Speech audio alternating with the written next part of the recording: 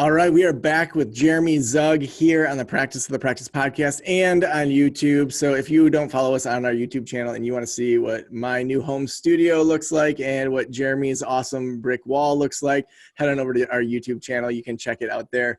But we just covered the biggest myths in insurance on the previous episode. And today we're diving into insurance terms you have to know. So Jeremy, where should we start? There's so many good places to start, but I think that we should start with all of the really fancy acronyms that you're going to hear if you take insurance and if you launch into private practice. You're going to hear a bunch of acronyms from the billing side that are going to make little to no sense because nobody has any training on this stuff.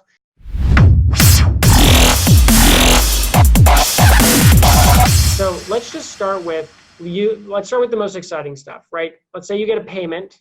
And it's going to come from the insurance company, and it's going to come with a piece of paper, right? And that piece of paper is called an explanation of benefits, right? Or an EOB, right? That document is very, very important because it's going to tell you what the insurance company paid, what the patient owes, or if they denied the claim, they're going to tell you exactly why they denied the claim. And then you'll know, or your biller will know, or your administrator will know what they need to do to solve it. So that's really important. Is that emailed or is it done electronically? Can it integrate with you if you're using like therapy notes or something? It's a great question. So an EOB is always on paper. There's a different term for the electronic version, which will come into therapy notes. What? No, it's called. I know I wish it could be easy, but it's not. It's called an electronic remittance advice, so ERA. So those two terms, ERA and EOB, are the exact same document in concept, but in delivery, they're different. One is in paper, that would be an EOB, and an ERA would be an electronic version of an EOB that you would see in your EHR, right? Which is a good segue for the next one. So electronic health record, we've already talked about therapy notes, right? And I'm sure everybody's heard of the main ones. But therapy notes is an electronic health record system, or EHR. The other acronym for an electronic health record is electronic medical record, or EMR. That term EMR tends to be more common in community mental health, right? I'm sure, Joe, you've probably interacted with both of those terms. The CMHD, I just had little flashbacks as you said mental health. So I might be off for a minute or two while I recover. That's right. You got to go do some self-care or something. Yeah. So there are a lot of E terms, right? So there's EOB, explanation of benefit, ERA, electronic remittance advice. Those are the exact same things. Electronic health record, electronic medical record, again, same thing. But then there's something called EDI, right? Electronic data interchange, which is, again, fancy acronym for an electronic claim.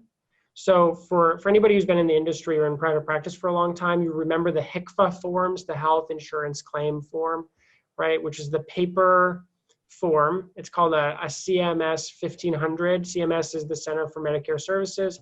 And that form is just that's the designation title of a claim form. And EDI is simply that HCFA paper form sent electronically. And I know that, Joe, you have a blog post about how to read or fill out a claim form. So that's exactly what we're talking about. Yeah, Allison, almost said Alyssa. Allison Pigeon, I don't know where that came from. Allison Pigeon, did an awesome video series on kind of filling those out. And so, we'll link to that in the show notes. Okay, great. Yeah, that'd be perfect because that's a great blog to check out. The next term to know, which is very, very important, and again, it's exciting because let's say you get a new patient, right? They reach out through Psychology Today or through your website or any of your other marketing channels. They send you all of their information and you're in network with their insurance. And so this next step is real important. It's called a V, as in Victor, OB, verification of benefits, or an eligibility and benefits check. VOB is a nice packaged term. But basically, this idea of an eligibility and benefits check or verification of benefits comes with a bunch of other terms, which we're going to talk about. But that's where you verify with the insurance what the patient will owe for your services, what you think the insurance is going to pay, and whether or not the patient is active, right, with that insurance. What if they haven't been paying their premiums, right, and their insurance got terminated? Well, you don't want to submit a claim with that insurance because it'll get rejected and then you won't be able to get that money, right? So that's really your first line of defense if you take insurance to get paid, right? But in a verification of benefits, you want to talk about, what is the patient's deductible, right? And a deductible is a set amount that the patient needs to pay before the insurance benefits kick in, right? Most everybody's interacted with a deductible personally, right? If you go to the ER or you have a baby or, you break a bone or something, right? You want to know what your deductible is because that's the amount you're going to have to pay, right? That's sort of the first tier of a verification of benefits. So I have a quick question to like zoom out a bit, because as I'm hearing this, I'm thinking if I was new, like I'm not, I sold my practice in June and I'm not even in private practice anymore, and I'm feeling stressed out by all these terms. And so like, yeah. If someone works with a biller or if someone works with a consultant like you to set this up, how much of this do they actually, not that I don't want them to absorb what you're saying, yeah. but like how much of this is stuff that they really need to know every day?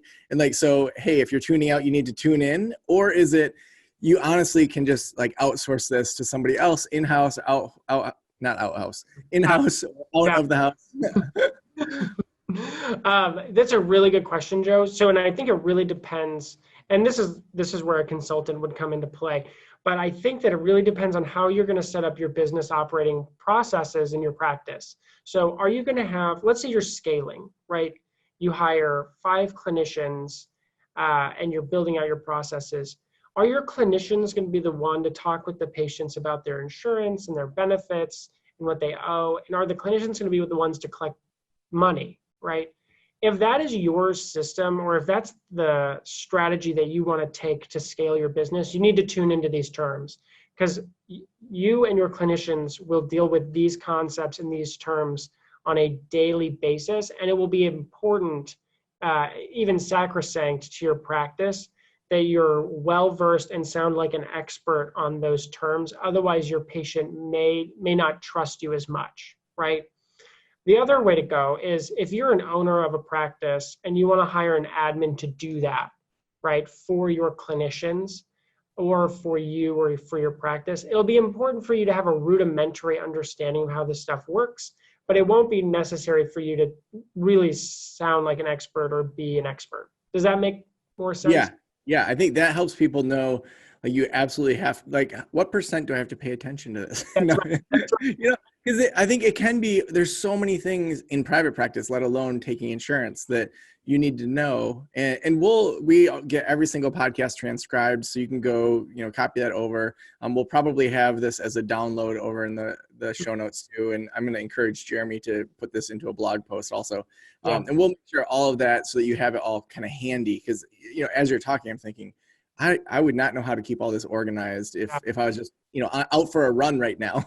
Totally, yeah. And I think the way to organize it in your mind is to think about it from the perspective of the patient, right? So if you're going to build a framework of services, and it's sort of like tangentially, if I could, think about like Steve Jobs or any of those big fancy tech guys, right? What was their main philosophy in business, right?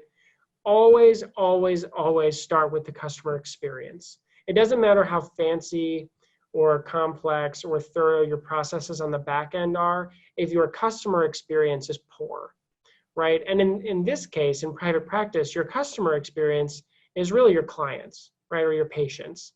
And to think about it from the patient perspective and then reverse engineer it as if you were a client coming into the practice, what would you want to experience, right? Would you want to experience a lot of bumps in the road with this administrative stuff or this billing stuff, or would you want for all of that to be taken care of, or for them to have access to an expert, right? So if you're outsourcing or out of housing it, you want to hire a biller that can eruditely explain what this stuff is, right? But if you're going to be in-house and you want your clients to feel really taken care of, you want to start with, we need to be the expert on this stuff. And I think when you think of billing terms or billing processes, think about it from the patient flow perspective. They come in, you do an eligibility check before they hit your seat, right? So that way you know what they should owe.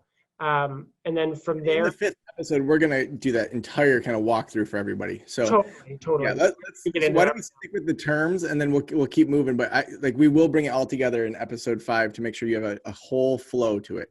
Totally. But these are the cornerstone terms that you need to know, the big picture things. So All right, so paying attention again. Here we go. gotcha. All right. So we got the deductible. It's usually like $1,000 to $5,000, right? If you're in network, right? In the last episode, we talked about, insurance myths and out of network. Out of network providers, the deductible is going to be typically huge, right? $5,000 to $10,000 is not uncommon. So you'll want to keep that in mind. The next term that you'll want to know, right, and this is applicable to, if you're a therapist, your own health insurance too, whether or not they have a co-insurance or a copay, right? Oftentimes those two terms are interchangeable. That's the amount the patient should owe, right, when they've met their deductible. So a co-insurance is a percentage, it's a variable rate of the allowed amount, which is another term we'll get to in a minute. And a copay is a flat rate, really easy.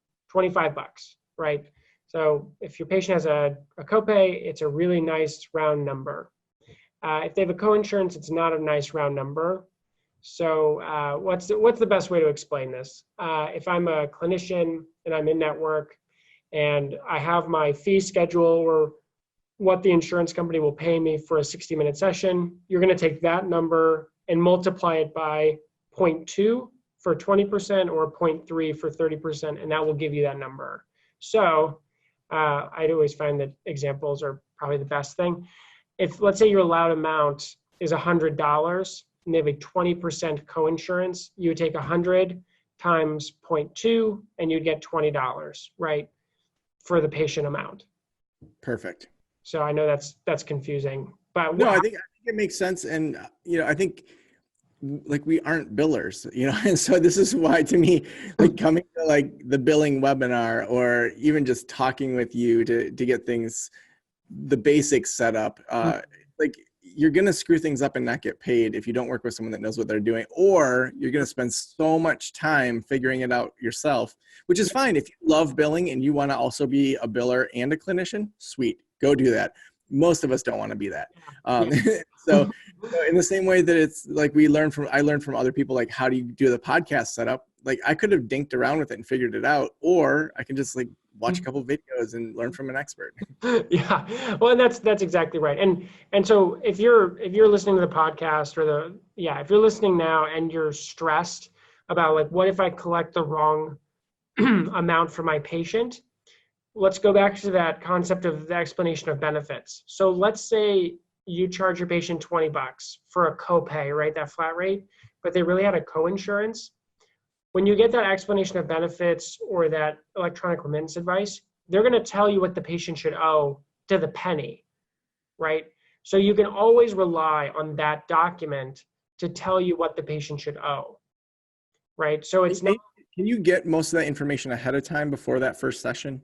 So that's a really good question. Typically you can, right? But eligibility and benefit checks, and this is really important, are accurate 70% of the time, right? And that's a bad number. So 1 out of every 3 of your eligibility checks will be incorrect because of the insurance company error, right? But they know that, which is why they always caveat every eligibility check with, this is a quote of benefits, right? It does not guarantee payment. Because they know that, especially with mental health benefits are different. They're wrong 1 out of every 3 times. So you want to keep that in mind and lean on the EOB when that comes back. But 2 out of every 3 times, you can get that information accurately the first time. So as a rule, and I know this is outside of kind of the terms, is it usually better to collect the full negotiated rate and then look at having a balance, or do you want to just shoot for trying to be accurate the first time? Or, I mean, 1 out of 3, a lot of screw up. It's a lot of screw up, and we see that all the time. So that's a really good question, Joe. I've seen folks do that. So there are 3 main processes that I run into a lot as a biller. The first is to collect the full allowed amount, right? That $100 just doesn't matter. Your first session, $100. And if I need to credit you moving forward or refund, at least I have the money to do that. The second way is to try and be accurate every time. And then the third time is not to bill the patient anything, but wait for those claims to process so that I get that EOB.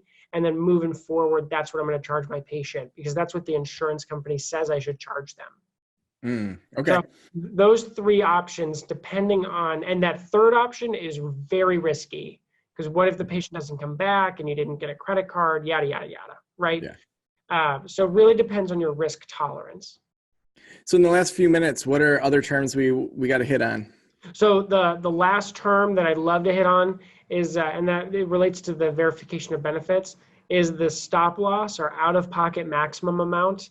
That number is sort of the third tier in a verification of benefits, because it's the maximum that your patient should pay for healthcare services in the given term of the policy, right? So let's say they have a calendar year plan, their out-of-pocket maximum or their stop loss is $2,000. So let's say they got stitches, had a baby, and then saw you as the therapist twice, and they met that number. They now owe $0 moving forward for your services.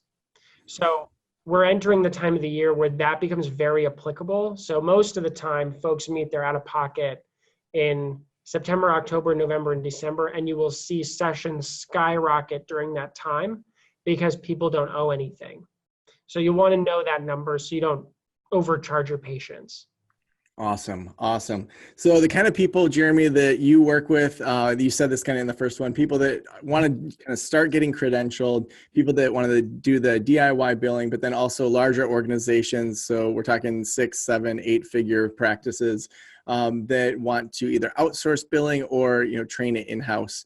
And so if you want to chat with Jeremy, head on over to practicethepractice.com/Jeremy. You can schedule one of those sessions with him, read a little bit more about the consulting services.